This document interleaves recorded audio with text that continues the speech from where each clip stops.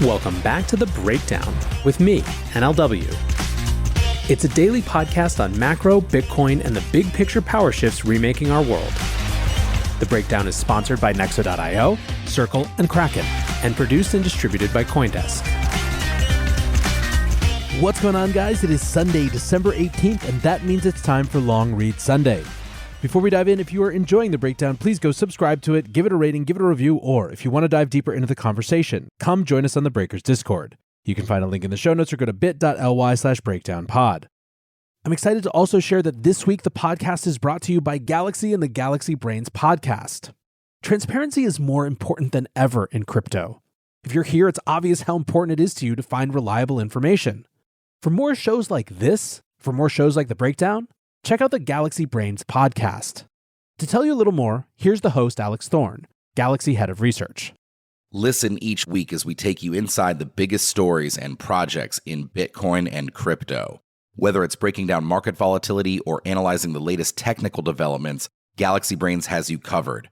Come for the latest market insights from our in-house trading professionals and renowned experts from across the industry. Stay for the occasional rap from yours truly. Check it out at galaxy.com/research.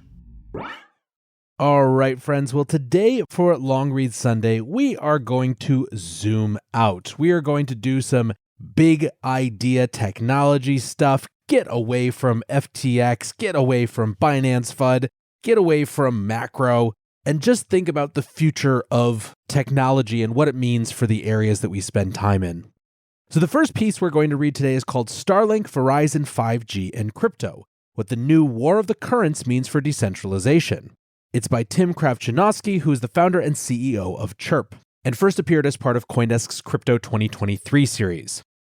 Whether it's Verizon courting government contracts for its 5G upgrade, blockchain startups deploying routers with crypto mining incentives, or Elon Musk making Starlink available to the Ukrainian resistance, broadband and Internet of Things IoT technologies are the new battleground for companies, ideologies, and visionaries. While it is still too early to tell whether there will be a singular or divergent solution, the new technological framework for interoperability will have ideology embedded in its code. Crypto and freedom advocates should ensure decentralization as a principle is enshrined and cooperate to realize and expand on Nikola Tesla's vision of a decentralized, ubiquitous network.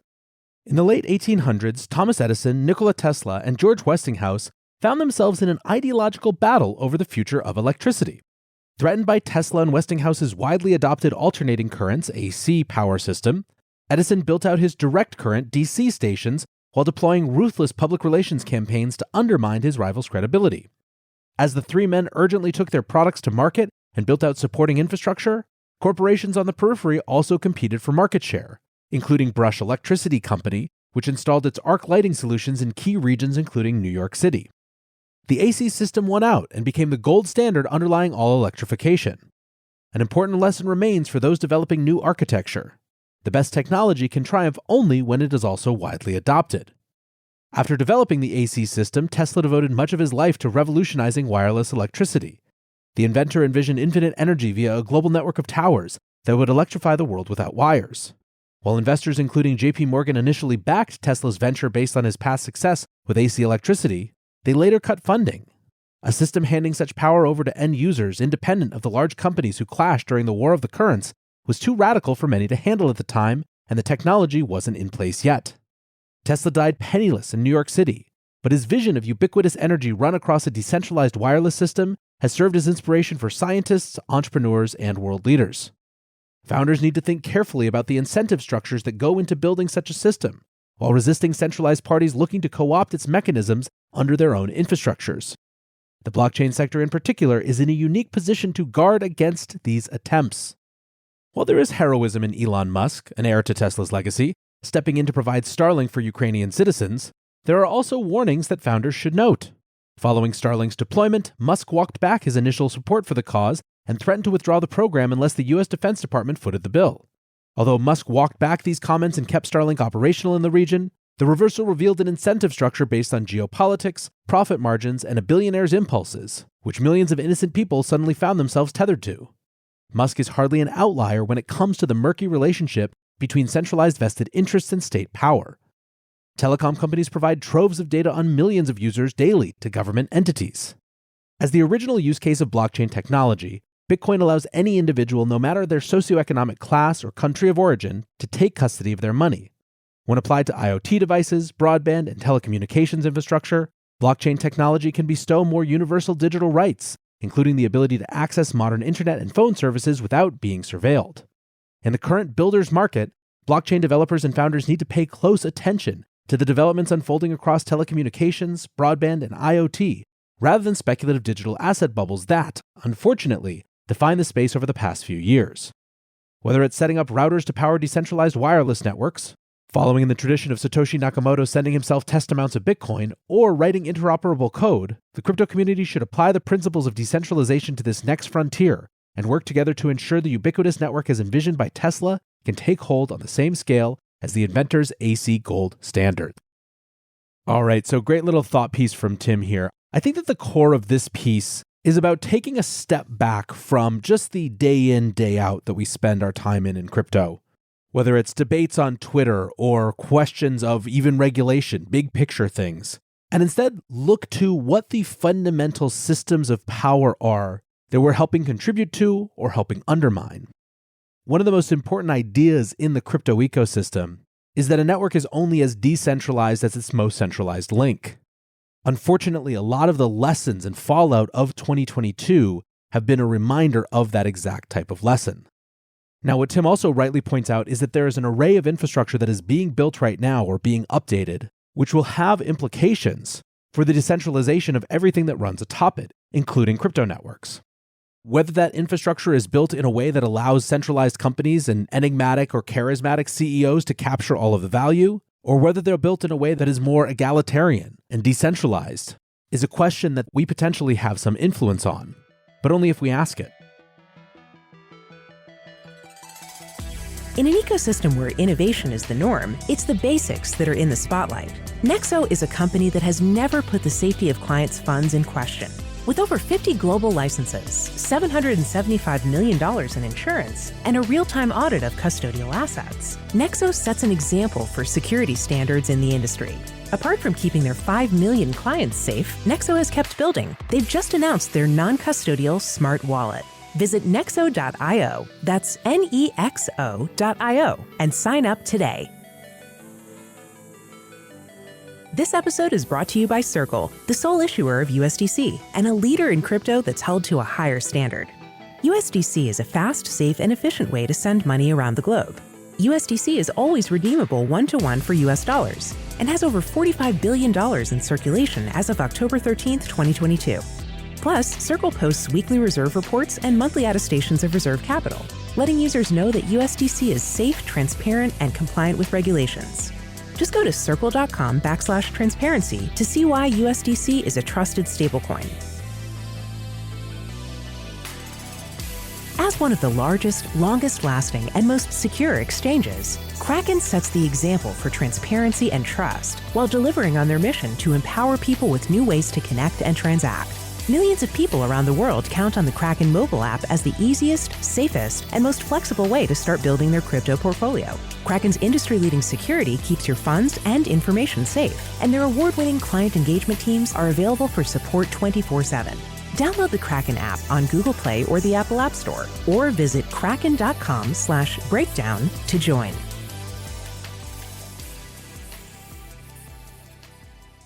Let's go to our second piece for today. This piece is by Michael Casey, who is CoinDesk's Chief Content Officer, and is called ChatGPT Will Kill Search and Open a Path to Web3. It's been a long time since a software release has consumed the tech community as much as ChatGPT, the latest offering from OpenAI, the AI startup founded by Elon Musk. This chatbot, trained on massive pools of data and now able to answer any query you might have, gained more than 1 million users in less than a week. Post after post on Twitter revealed the inanimate interface crafting eloquent, believable prose on whatever topic was asked of it. Economist Tyler Cowen even got it to write a passable poem in iambic pentameter about economist Thomas Schelling's theory of deterrence for foreign policy. ChatGPT is far from perfect. It struggles with facts time to time, as Bloomberg journalist Joe Weisenthal discovered when he asked it to write his obituary. And The Atlantic columnist Ian Bogost rained on everyone's parade by observing that the chatbot doesn't truly understand the complexity of human language, ensuring that, quote, any responses it generates are likely to be shallow and lacking in depth and insight.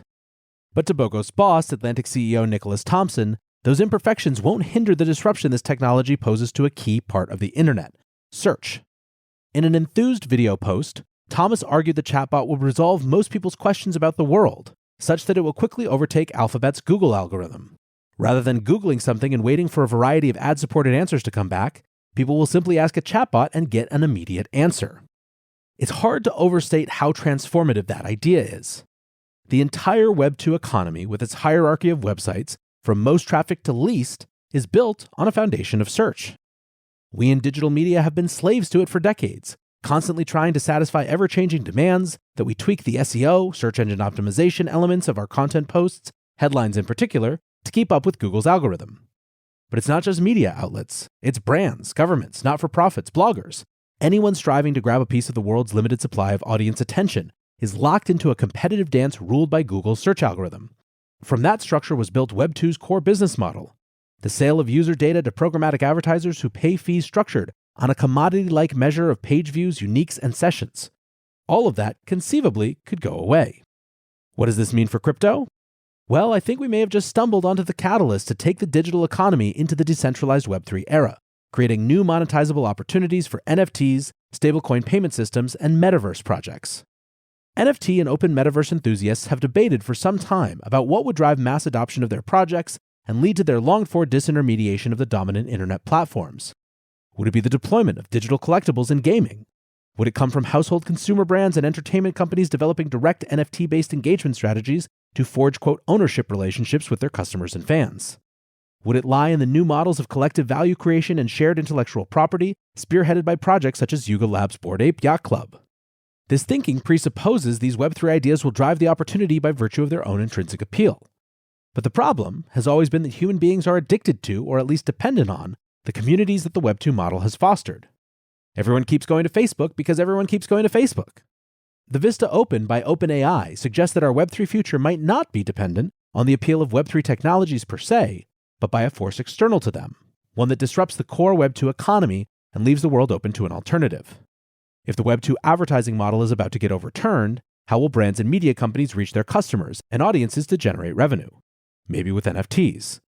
An end to search means that suddenly the NFT projects of Nike, Starbucks, Anheuser-Busch, Time, and others, all of them championed as a new way of connecting directly and meaningfully with loyal fans, could go from being cute ideas to a viable way to re-monetize customer relationships.